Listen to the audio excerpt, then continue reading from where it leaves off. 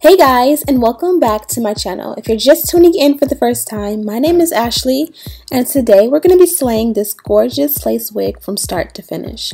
As you guys can see, I went ahead and did some gorgeous crimps.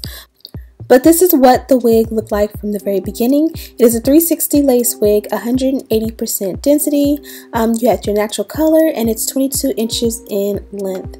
Of course, they went ahead and pre-plucked it, but you know we have to customize it even more to give it more of a realistic, natural look. So I went ahead and tweezed out the hairline even more just to loosen it up and make it look a little bit thinner, a little bit more natural. I did not trim out the baby hair. I literally just separated it and trimmed it with a eyebrow razor to my liking. Normally I would go for like ½ inch to ¼ inch in length, and that pretty much did the job for me. I did the opposite side off of camera. Then I loaded the frontal up with tons and tons of mousse. I feel like the more mousse the better when it comes to going ahead and forming your baby hair. Baby hair is all about the mousse or product that you use to create it and that flick of the wrist, as I always say. Now I did the opposite side off of camera once again. I went ahead and covered it with a nice scarf, and then I went ahead and blow dried everything. Now the reason I blow dried, and this is a new step for me, is that I find that when the lace is completely dry and the baby hair is dry, it is easier to apply your lace wig if you're going to go ahead and apply it right away. So now the moment you've all been waiting for, the crimping hair tutorial.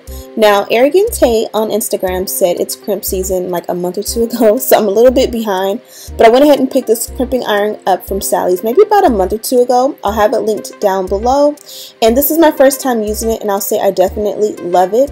If you've been watching my channel for years, since the beginning, you guys know I've done a crimping hair tutorial on my channel at least twice. I did one maybe about 2 or 3 months ago, and that was with a completely different iron, and then I did it maybe like 2 or 3 years ago, and that also, if I remember correctly, was a different iron. So I'll try to remember to leave those linked down below, but I've definitely done crimps quite a few times on this channel, and it definitely was my favorite style. My mom and I used to do crimps on our natural hair years and years and years ago. It was literally our go-to, and we would use like the gold barrel curling iron from Hot Tools. But as I'm rambling, you guys see I'm just killing time so you guys can see the actual technique.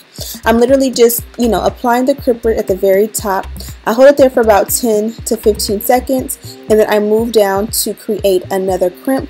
When I do the crimp, it kind of creates like 3 dents in a way because there's like 3 barrels, and I kind of will move on to the next section, and I will lay the crimping iron so that it starts in that last crimp from the last time I had the heat on it. Hopefully that makes sense to you. Hopefully you guys can see what I'm doing, but I just follow and make sure that everything is uniform and it's not like uneven or not so neat.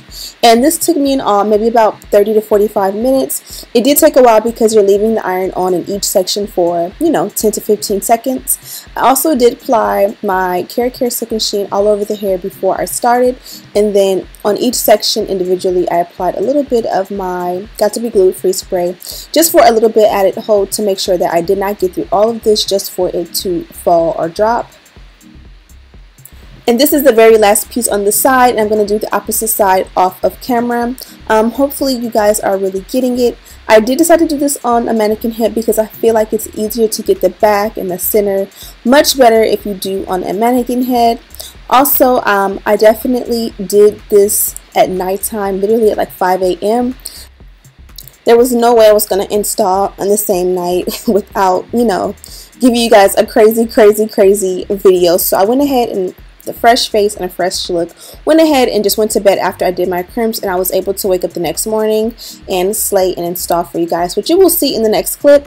As far as the actual installation, I did pretty much my go-to. Everything I used in this video is linked in the description bar, including this here. This is what I use kind of to tint the lace. Lately, a new thing I've been doing is going ahead and drying it before I apply it. I find that it's best that your lace is completely dry when you apply it, just because I definitely find that whenever you apply your lace with glue, Got to Be Glued spray, or anything, if it's wet, it kind of gives for a messy application, whereas if the lace is completely dry, your install is more likely to be flawless. Also, use code Ashley10 at checkout for 10% off. If I did not mention, the lace was pre-bleached and pre-plucked. Also, if you haven't already, be sure to hit that subscribe button. Okay, so I'm all done. Let me know what you guys think. Now, I did do this last night. If you did not notice, there is a whole different day. But that's the great thing about installing on your mannequin heads. If you get like halfway through, or even if you finish like with one part of the style or one section of your styling process, if you want to take a break and come back later or the next day, you definitely can. And so I kind of feel like it kind of worked out. Now, the difference between, in my opinion, crimps and curls, when you do curls, you kind of want to separate them once you're done. Once you're done and they set, you kind of want to just like separate them and make them all merry and kind of move, you know, individually. Whereas with crimps, you kind of want it to be clumped. So I have not used a comb or a brush since I have finished the style, and I don't plan on it. Whenever you're going to go ahead and touch up a crimp, which you guys see in the beginning or in the last clip actually, all the dents are made, so I kind of just try to line up to match the actual crimp and go in and like touch it up. I never really comb it out and then re-crimp it. I just go back into with the indents that are already there, and I leave it for about 10 to 15 seconds, and I just go through. I did install this wig with the Got To Be glue spray, and then I went ahead and used my papers, the styling wraps. I feel like the styling wraps are definitely a key factor in your baby hair. Whenever you want to make it look like it's melted, especially if you're not going to be using like a permanent or semi-permanent glue, I feel like the styling wraps, you put it on, like do your makeup, or just give it at least like 30 minutes to maybe even an hour to dry and set, and it's gonna make your lace look melted even if you did not use your glue. So I hope you guys enjoyed this one. Don't forget to check out WowAfrican. Oh, this is the package that it came in. It was a nice box. They did give me a rat tail comb and my baby hair brush, and you guys know the baby hair brush is my go-to. The wig was in this package here, and we already know this was a 22-inch lace wig. And of course, they gave me an amazing dust bag. It seems like the majority of companies are giving the dust bags these days, which work in my favor. Hope you guys enjoyed this crimping hair tutorial. Let me know what other videos you guys want to see from me. Also, don't forget to subscribe, like this video, and share it with your friends. And as always, I'll see you in the next one.